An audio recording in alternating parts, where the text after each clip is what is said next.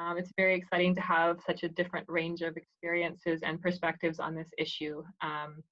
And since you're all coming from different ways of looking at this problem, don't be afraid to disagree a little bit, have a really rich discussion, enriched by all of our different experiences. It would be fantastic if we could have introduction by all of you, but I think in the interest of time you will do that in your breakout groups. But we have WHO represented by Sophie and Kate, Alejandro from CV, Malin Gustafsson. We have had a few dropouts due to COVID in different ways. Either they're too involved in researching on it, or they are suspect that they are sick at the moment, or their kids are sick. So Malin is not coming. Julian Roux from GWP. We have Kelly Elimian from Karolinska. Anna and Eva from SIDA. I'm not sure Anna has come yet. Jennifer from IFS, International Foundation for Science. Björn at SLU, who will present for us. Jess from Focali. Johanna, who has so many affiliations, ILRI, SLU, Uppsala University. Clara is suspecting COVID. Alin from SLU is with us. Elizabeth is with us from SLU as well. And Kristina Osbjer from SLU. And then we are a bunch of SEI SIANI people as well. And I think we, at least on paper, we have a good mix between WASH, health, veterinary, agriculture, environment people. But to confirm that, I'd like you to take out either your phone or your second screen if you have one, and enter the poll link, or use the what do you call that, QR code. And it's important that you have capital letters on the ANLH. And I will give you some questions in a poll, so we can see who we are in this workshop a bit further. Is anyone still having problems with the link to the poll?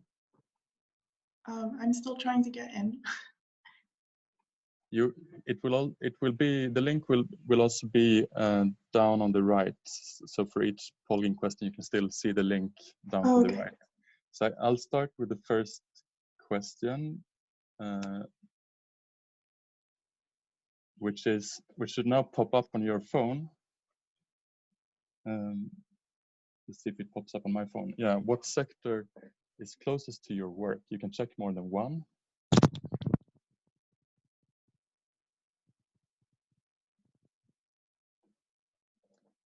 It would be cool if all these bars end up roughly the same. Come on, animal health, you're only on 3.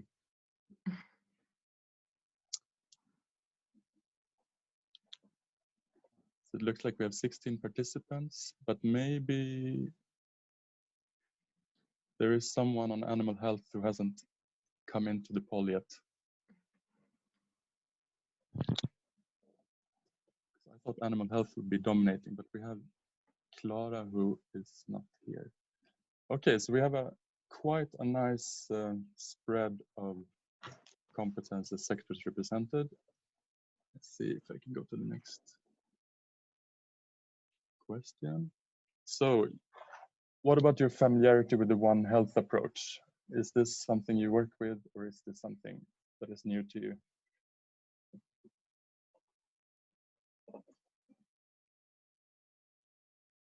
So I suppose you see the results on your screen as well. So we're pretty much into this, either at some level or a deeper level. That's quite encouraging. And for the non ones, you will have some more flesh on your bones. Thanks. So then we go to the next question. What do you hope to get out of this workshop? Then you can also check more than one.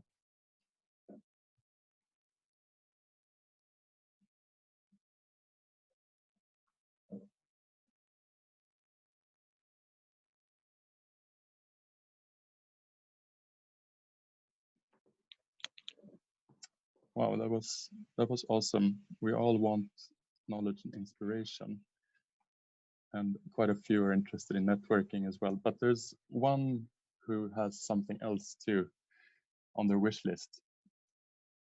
Is that something that someone else want to share? It could be that you want to share your own knowledge as well.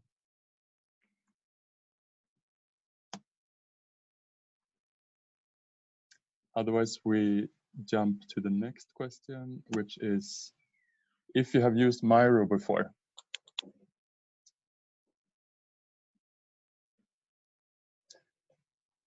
Because for us, it's the first time, so we're a bit nervous how this is going to work out.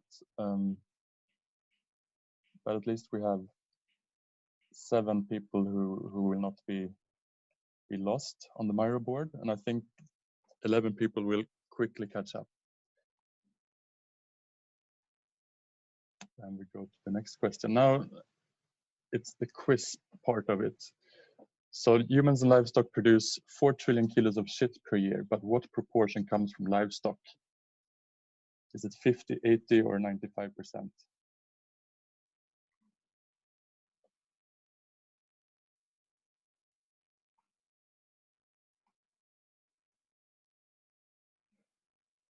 So I see that the 81 is growing. So just by the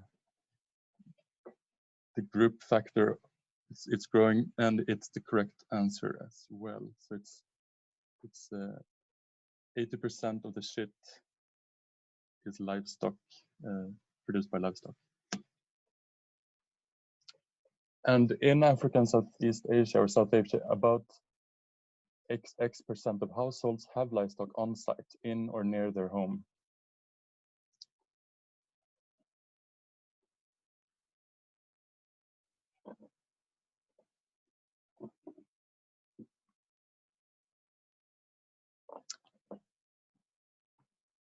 So at least according to literature, the correct answer is 50%. And that is quite a lot higher than any other regions that are between 10 and 30%. So this was to check if you had read thoroughly the brief that we sent out, and some people have not read it or remember everything in it. I think the last question is about zoonosis and the percentage of infectious disease burden it causes in low and middle income countries. So this number is 1% for high income countries, but in low and middle income countries it is higher.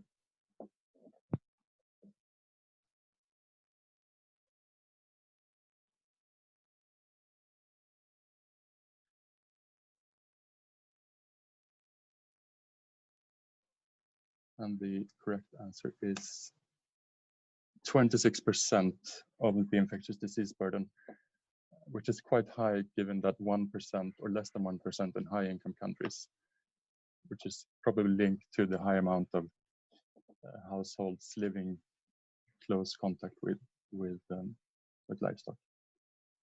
So I think that was the end. I think you did very well. You managed to get through it.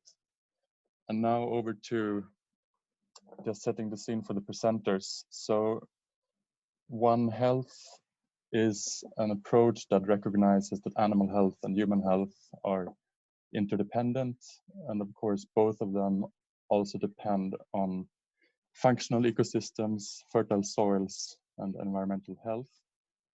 And WASH usually focuses on human health, the human health box, reducing transmission of disease between humans, the blue arrow.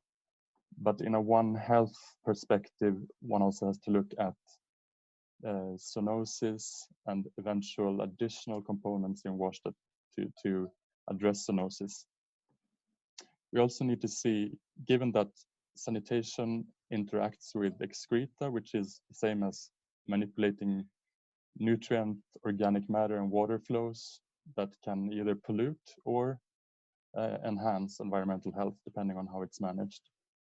We also need to see how we reconnect or close the loop between human, animals, and the environment. So these three components is something that WASH could or should consider from a One Health perspective. And we have really great presenters who will give their perspective. Sophie will talk about, from a human health perspective, how livestock could be important for WASH, which will be complemented by Johanna, who has the angle from the animal health side and how maybe WASH could be more, is integrated or is worked with to reduce zoonosis in different ways between animal and humans and vice versa. And Björn will also give an overview of how this links to environmental health and resource recovery. So I think we will have a nice full picture based on these presentations. So I hand over to you, Sarah, again. Great. So I will just explain a little bit. For these three presentations, we have about 10 minutes for each presentation and then a minute or two for a couple questions after each presentation. And you're welcome to put something in the chat or to put your hand up for those. Feel free to put as many comments or questions in the chat box as well. We will find a way to address them even if we don't get to them as in this part of the program. I know that SIANI has been known to rigorously follow up with workshop questions, so with interviews and so on after the event. So feel free to just add whatever comments or questions come up throughout the presentation. So I'd like to ask the presenters as well if they could just briefly introduce themselves before they start in the interest of time, and we'll have a bit more time for introductions in the breakout groups. So now I'd like to pass it over to Sophie Boisson for the first presentation.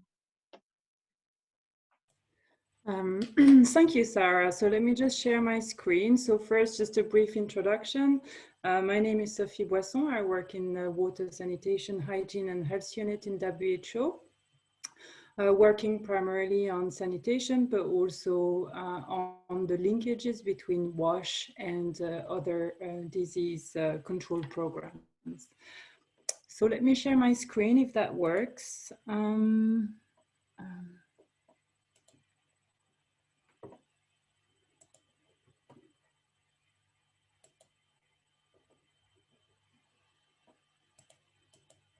Can you see the presentation in the right mode? Yeah? Yes. Okay, so I'm going to get started. So first, well, what do we mean by water, sanitation and hygiene intervention? I think that all of you are maybe familiar with this, but just a kind of a quick highlight. So safe drinking water intervention, so that includes improving water sources, but that can be also improving water quality at the household level through household water treatment and safe storage. Sanitation is separating human excreta from human contact at all steps of the sanitation service chain. So not only about toilets, but thinking about containment, transport, treatment, and disposal or end use.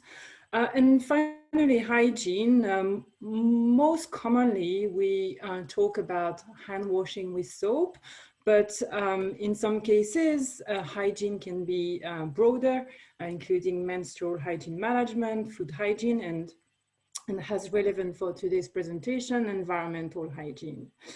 So what's the burden linked to inadequate wash? Well, 1.9 million people die from poor wash conditions, largely due to diarrheal diseases, respiratory infections linked to hand hygiene, obviously, helminth infections, malnutrition, and many more diseases that are difficult to quantify because of limited data.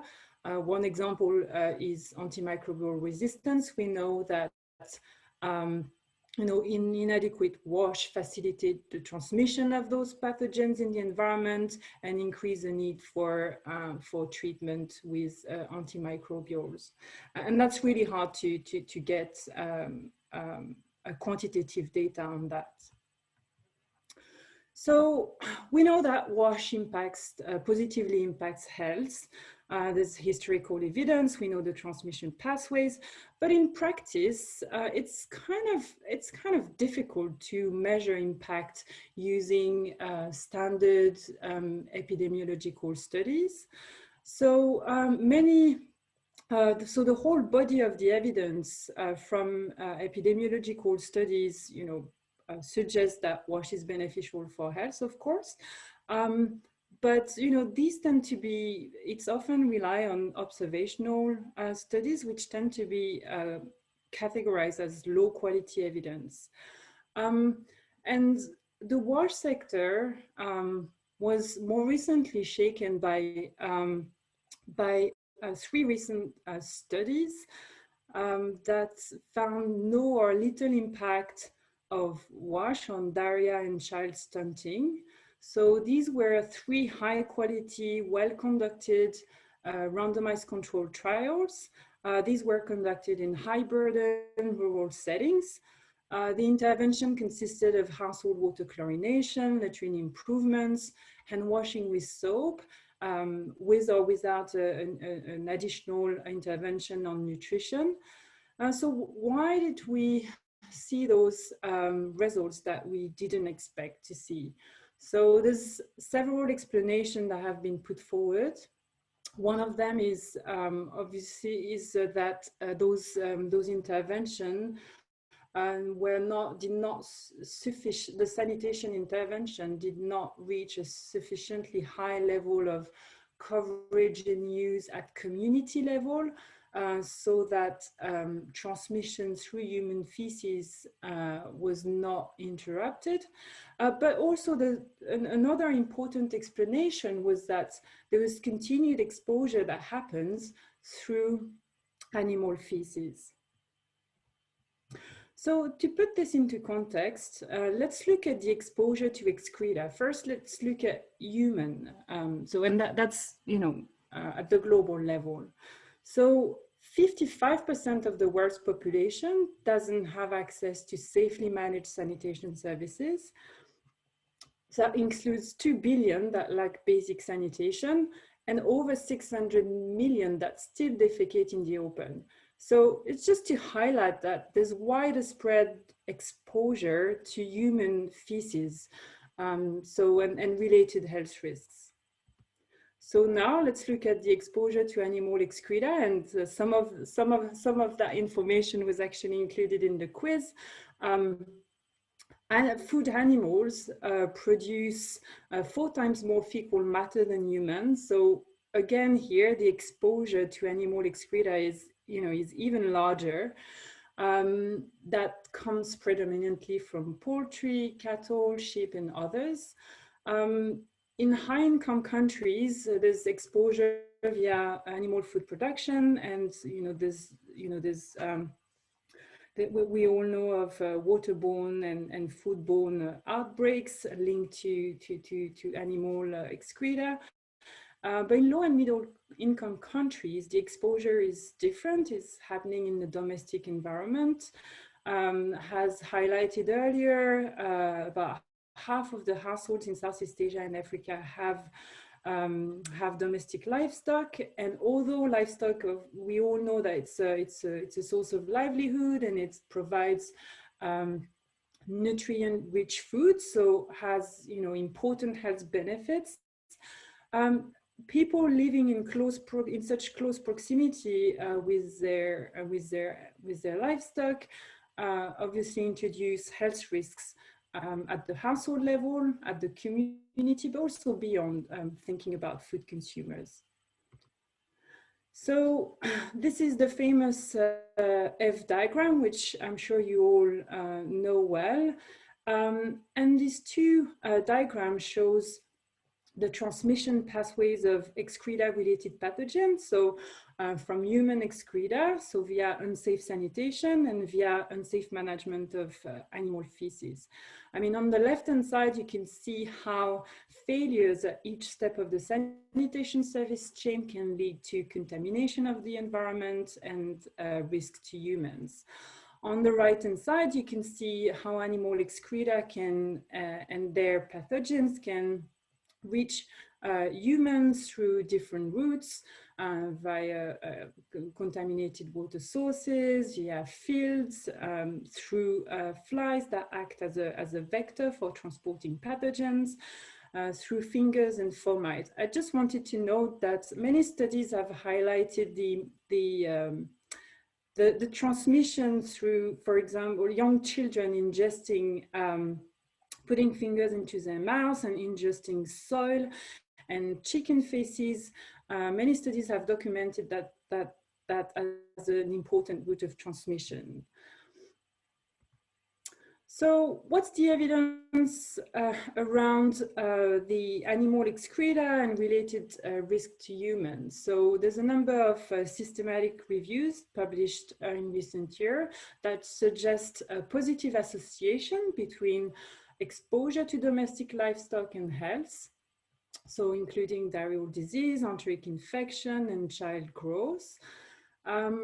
We know that about 30% of diarrheal deaths in children under 5 are caused by pathogens that are known to be zoonotic, Campylobacter, non-typhoidal Salmonella, Cryptosporidium, Enteropathogenic E. coli. We know that many neglected zoonoses are linked to WASH, and we often call them neglected because they tend to affect the poorest and most vulnerable population. That includes soil-transmitted infections, schistosomiasis, but also other diseases are examples from animals ingesting human excreta and then transmitting and perpetuating the life cycle of the parasites, and other pathogens including toxoplasma, leptospirosis, and Lassa virus. So what can be done about it? So first, and it seems obvious, working across sectors. In WHO, we've been promoting a greater collaboration across sectors between WASH and NTD program more specifically. First through the release of the global strategy back in 2015, but also now with the new neglected tropical diseases roadmap, which sets targets for NTD control, elimination, and eradication by 2030, which really put a lot of emphasis of working across sectors to address those diseases. And this work is supported by a number of tools, including the release of a toolkit that's been used in more than 15 countries, as well as trainings and documenting case studies and lessons learned from the field.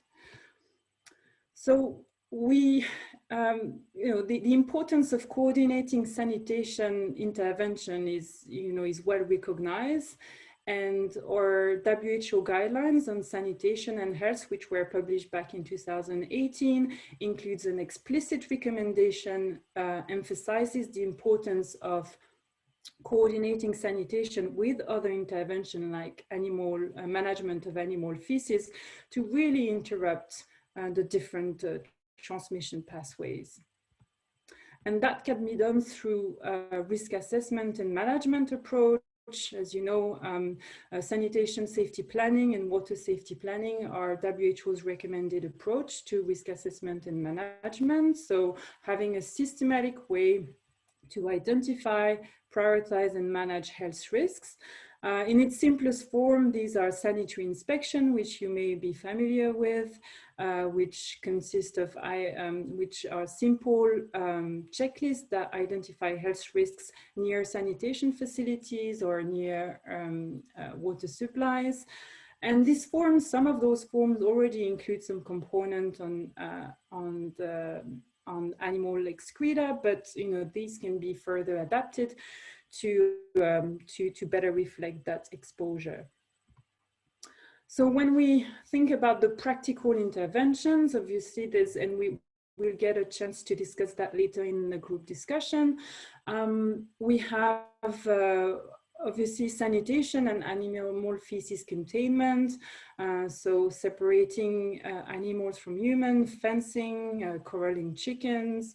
But there's also been some interventions that have been piloted, such as creating some safe spaces for children to play so that they don't They don't play in the middle of on the soil that is contaminated with chicken feces, for example. We have hygiene, food hygiene, domestic hygiene, food safety, for example, safer slaughtering practices, improving water quality, and animal veterinary care, for example, antibiotic treatment. So, but there's a lot of things that we don't really know about this area. So first, I think we need to be able to measure exposure to animal feces better. We should be quantifying related health risks. We can improve understanding on pathogen biology. So what proportion of enteric infection in human are caused by human transmission versus animal transmission. And finally, I think there's all the intervention I listed previously, it's important to, many of them have been piloted, and the evidence have shown mixed results. And so I think there's a clear need to identify effective intervention, but also how best to deliver them across sectors. So in terms of the takeaway, these are the three main takeaway messages. So we know that in low and middle income countries, animal feces in the domestic environment expose young children to many diseases, but these are not typically addressed by WASH or the sanitation sector. We know that the transmission pathways are complex. They depend on a lot of factors and behaviors. So we need to better understand the related health risks and how to implement effective interventions. And it's also highlighting the importance of the One Health, that we need cross-sectoral action at national and local levels so that we can prioritize intervention based on health risks and better coordinate intervention. So with that, I will stop here. Thank you.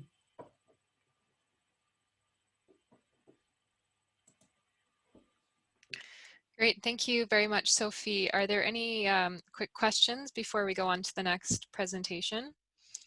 You can put your hand up or put something in the chat. We will, of course, get into this in a lot more depth in the breakout group. So if there aren't any questions right now, we can move on to the next presentation. So yes, Johanna Lindahl, please go ahead. If you could give a quick introduction as well to start.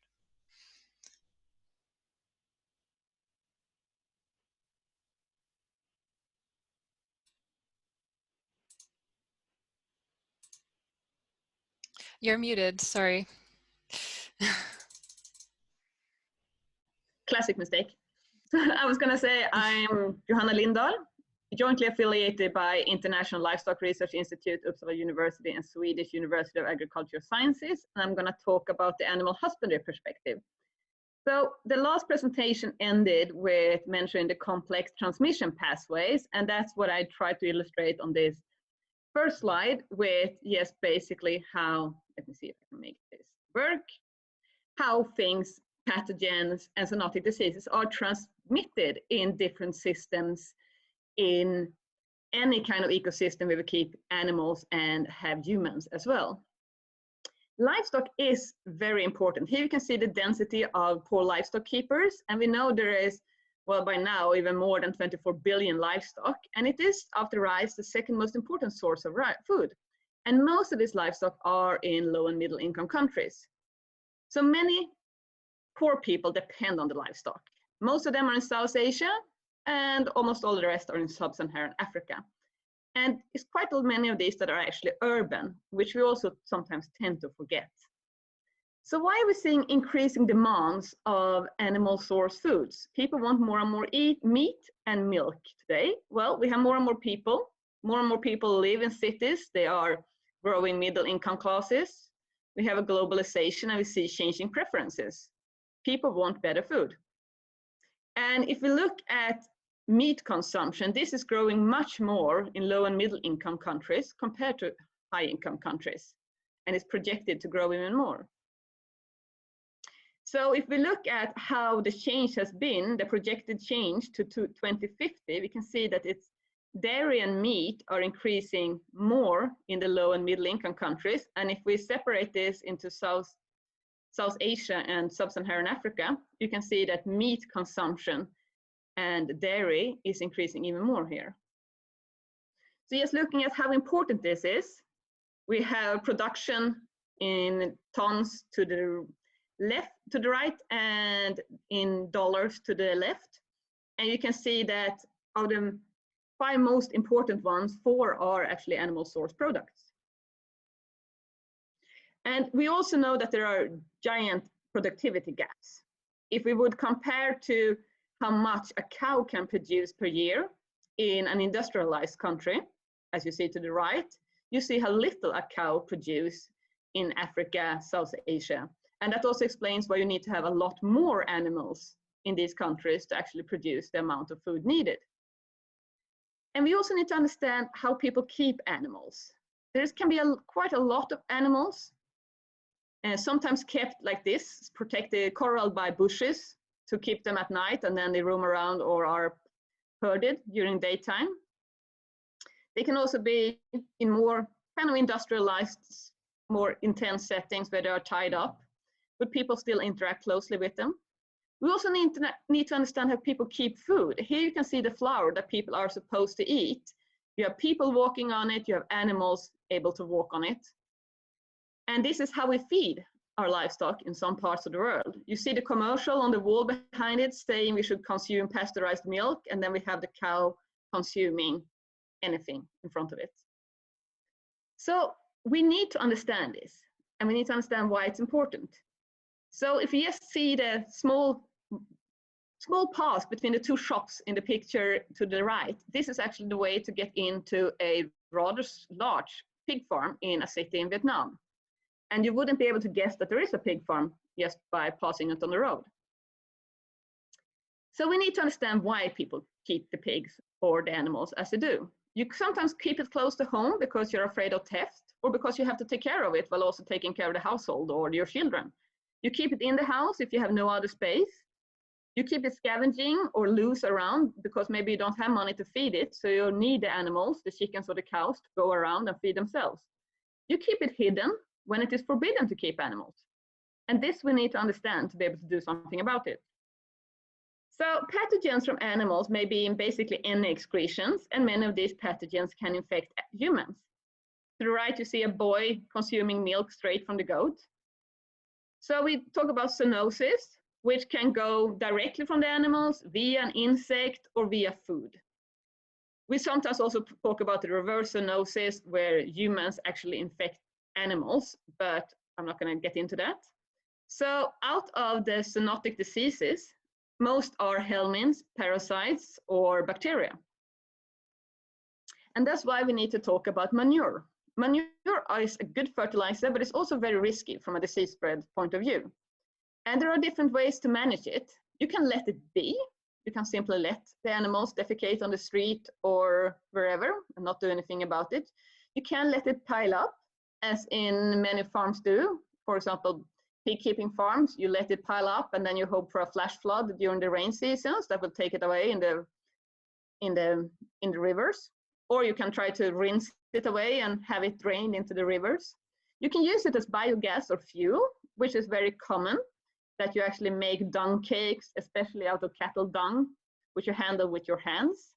Or you can send it away as this truck in Kampala, Uganda, which is collecting manure, and you have men standing in the manure, shoveling it, and then transporting it in this, basically also spilling a lot of it on the streets.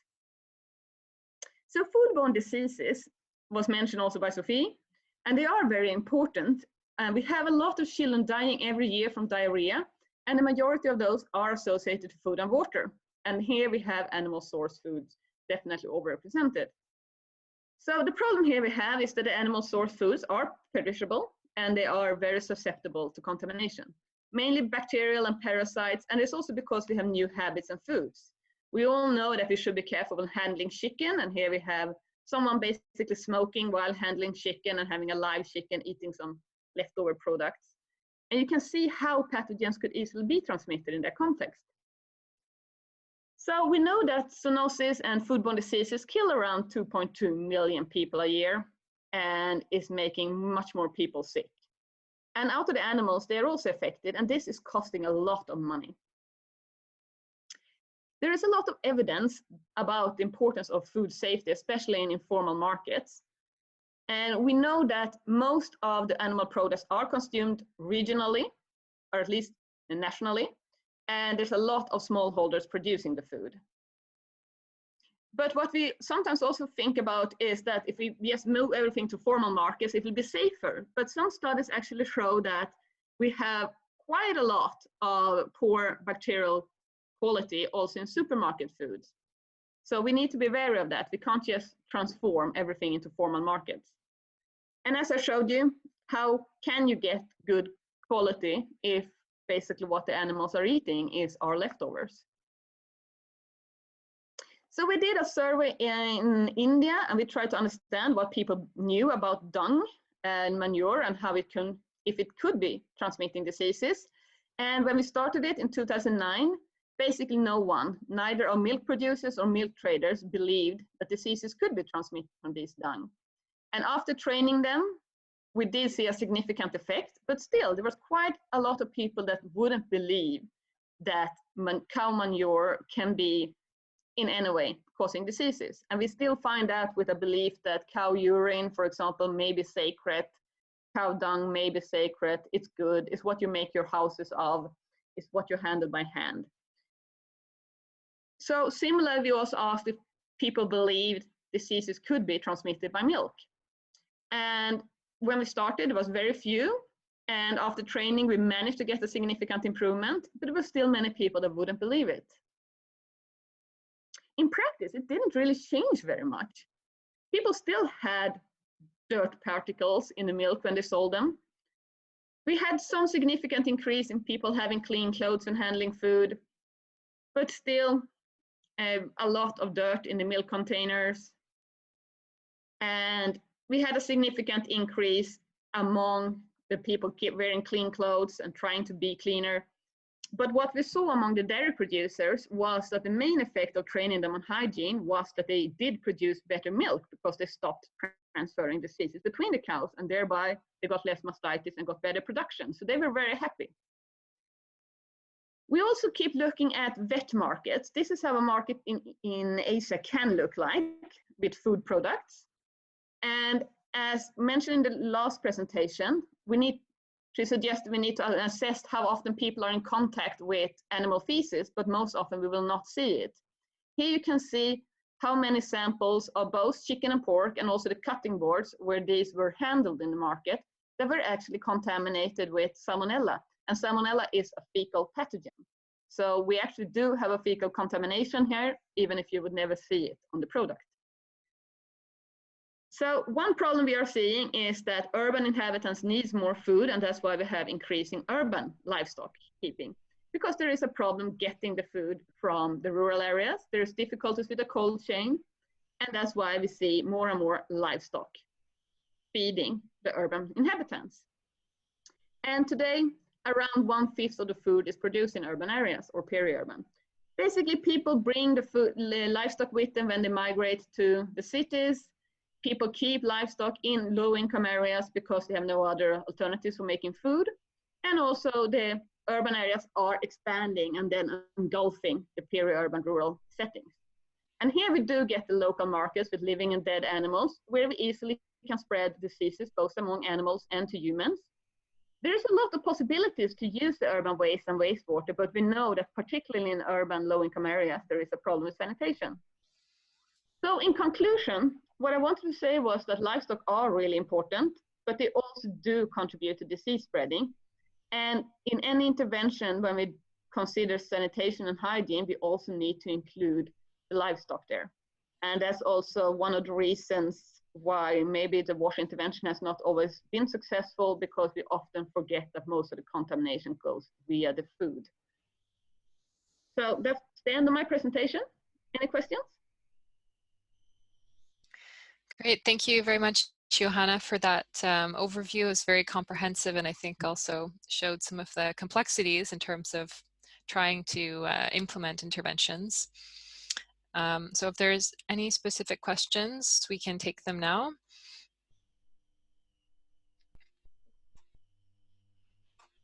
I have one question. If you could say something about veterinary public health, which is the branch of veterinary science that's supposed to protect the human health side, and how is that in the field in low-income countries? But there is often a part of the veterinary education, but in many countries there is very few veterinarians compared to the animal population. You have, for example, situations where you are supposed to have official veterinarians inspecting slaughterhouses, but then you must also remember the economic reality behind this, that if an official veterinarian would condemn the meat of an animal being slaughtered, then that would basically maybe ruin the economy of that farmer completely, because he's completely depending on that income from that animal. And therefore, this is seldom happening. So you have an economic reality that's not really in line with what people are supposed to do. You, of course, have many veterinarians trying to work towards improved hygiene, improved vaccination, but it's simply not enough in most situations. Not enough man-force, not enough funding.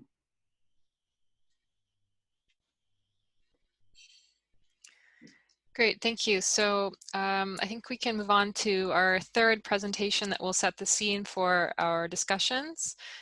So Bjorn Vineras, please go ahead and give a quick introduction to start. Thank you. Yeah, so I'm Björn, and I'm a professor in environmental engineering at SLU, working with or focusing on resource recovery and safe reuse of nutrients.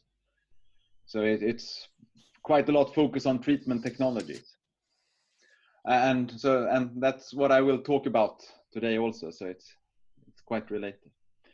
But if I would start with sort of pathogens in the environment, how does it end up there? And sort of connecting back to what Sophie said also, that sanitation is, the main focus of sanitation is separating the excreta from humans. And that is sort of both waste and wastewater, and also what Johanna said about manure, that you try to get it away from where it is, more or less. And the current major treatment is more or less, it's dilution, it's trying to create a distance and then have enough time for the pathogens to die off, or at least decrease in number. And doing that, it's more or less that minimize direct contact, you use landfilling, you use water for transporting, and it's sort of a focus of a linear system, and the linear system is very efficient in taking stuff away. So it's, out of that perspective, it's a very good focus. But with the increasing number of people, I mean, the linear system is based on that it goes away and it doesn't end up in the backyard of someone else, and that is the major challenge, I would say, with the linear system. That I mean, with increased urban population, for example, then it's somewhere else sort of living at the end of the pipe, and there you have the major challenge. And at the same time, you should have in mind, I mean, like Johanna said, that it's just to use water to transport the manure away, and manure is an excellent solvent and transporter. I mean, that's what we use in our wastewater systems as well. I mean, it's just to transport stuff in a simple way. But at the same time, we get quite heavy environmental pollution with pathogens, with nutrients, with debris.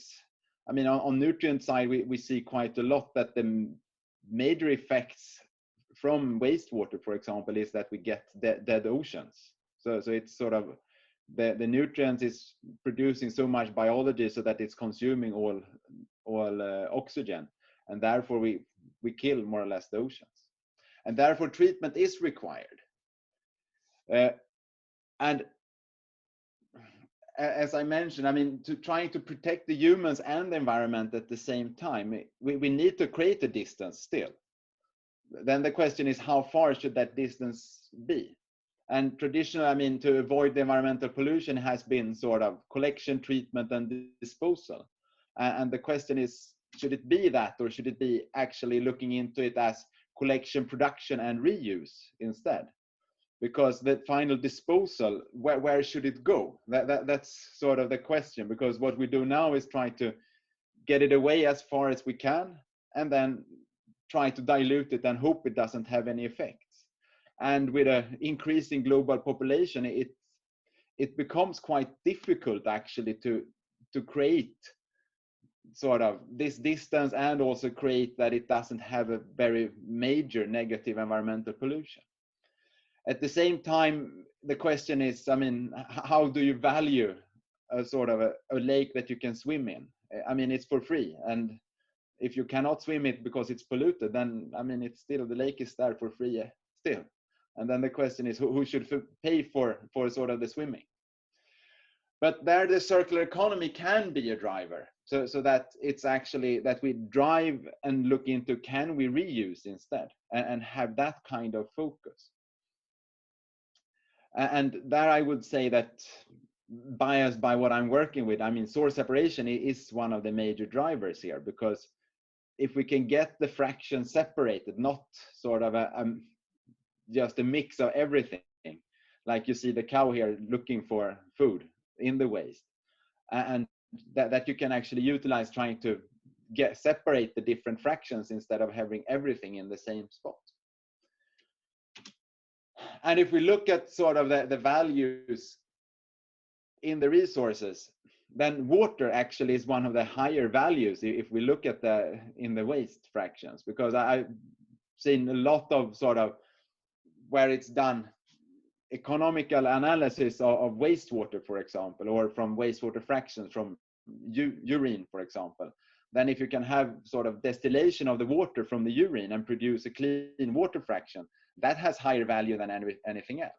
So actually the water is the highest value. Still we use that to transport the dirt with, but it's clean water.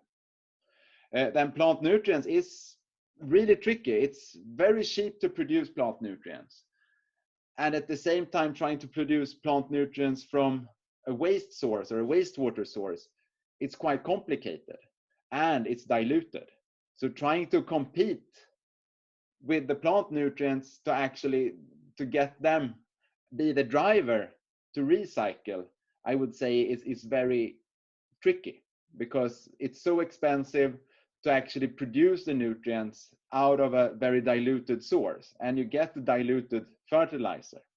It has other aspects to it also, but I mean, just saying that, yeah, the money or the value in the nutrients can drive it, and I would say it cannot, because it's too cheap to produce to virgin nitrogen or virgin phosphorus. So, and it's not really a factor, I would say. Then we can look into other products, for example, producing protein with like you see in the picture here with fly larvae, or lipids that you can use to either as feed, or you can use it as other sort of industrial resources. So that become the main focus. But as I said, I would say that closing the loop should be the driver and can be the driver, and trying to actually still fulfilling both what Sophie and Johanna has talked about, the factor that we should make a distance so that it's not coming back to humans. And that is, I would say, the major challenge. But what we need to do there is try to identify what is the potential pollutant. And so we know, is it the pathogens? Is it nutrients? What is the factor? And then we do the controlled collection, because here we have to have the separation so that we actually separate the nutrients from people. Or the pathogens from people. So it's not sort of, you don't get in contact. And here source separation is quite good, because then you can get relatively concentrated fractions to keep away, instead of what we're doing now is having sort of, if we look at human feces, it's like 100 grams per person a day. And those 100 grams we dilute into 400 liters of water when it ends up at the sewage treatment plant, which is quite a big volume compared to 100 grams. It's a cup of coffee, more or less. And then we should, when we have this fraction separated, then we need to identify the resource. What is the resource? What can we do? And start looking at what is the demand. Instead of just saying that we should dispose it and get rid of it, we can actually turn it and say, what is the resource? What can we do with it? And look at what do the end user want. For example, if we just take the Swedish context with sewage sludge, where everyone is saying that, yeah, the farmers doesn't take the sewage sludge. Yeah, of course they don't take it because it's not produced as a product that the farmer wants to have. It's just produced because that's something that we can push out from the treatment plant. So it's not focusing on sort of what should the use be. And then we need to have a safe process that we can avoid polluting, and we have to remove pollutants like pathogens. So it's having a proper process, and then continuing into, once again, who should use it. So I design my process to actually produce a fertilizer or a product that can be used, even if it's drinking water out of wastewater like they do in Singapore. Or, I mean, you have to look into what is the user, what equipment does the user have. One typical discussion on when we work with source separation, for example, is that you produce a semi-concentrate liquid that there's no available equipment to apply in the field. So then you have to dilute it again to apply it in the field, more or less. And there you have to see who can use it, how should it be used. And then we have to have this quality assurance. It has to be sure that we get a proper material coming out. So, and here it's, I would say, quite a big challenge, because when we have these distributed sources, to have a quality control, it's like Johanna talked about the milk coming in from different farmers in different containers and so on. Here it's the same. I mean, it's waste, but it's coming in from so different, or it's a resource coming in from different places. It's not a mine where you have a high concentration of the substance that you would like to have. And then looking into safe use. So it's, you focus and utilize actually the resource, and not looking into the disposal and just getting rid of something. So concluding this is sort of, closing the loop can actually solve it. And doing that in a proper way, we can actually protect both human health, animal health, and environmental health. It's just needed to that we need to design the process in a proper way. Thank you. Thank you very much, Bjorn, for that overview and really interesting points about the importance of understanding the user needs for these kind of products and processes, which I think can get forgotten in many cases. Are there any questions for Bjorn in the chat, or anyone? You can put your hand up or jump in.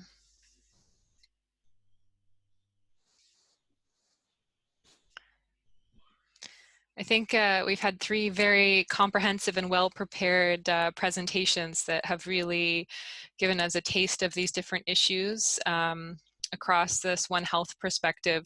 I think this will be really helpful for the discussion. So thank you to Sophie, Johanna, and Bjorn for those really great presentations. So now we're just going to give you about 5 minutes to take a break, get some coffee, stretch your legs. So about 11:05 or so, we'll come back and I will explain the Miro board that we're using, and we'll start our breakout groups. So I'll see you back in 5 minutes.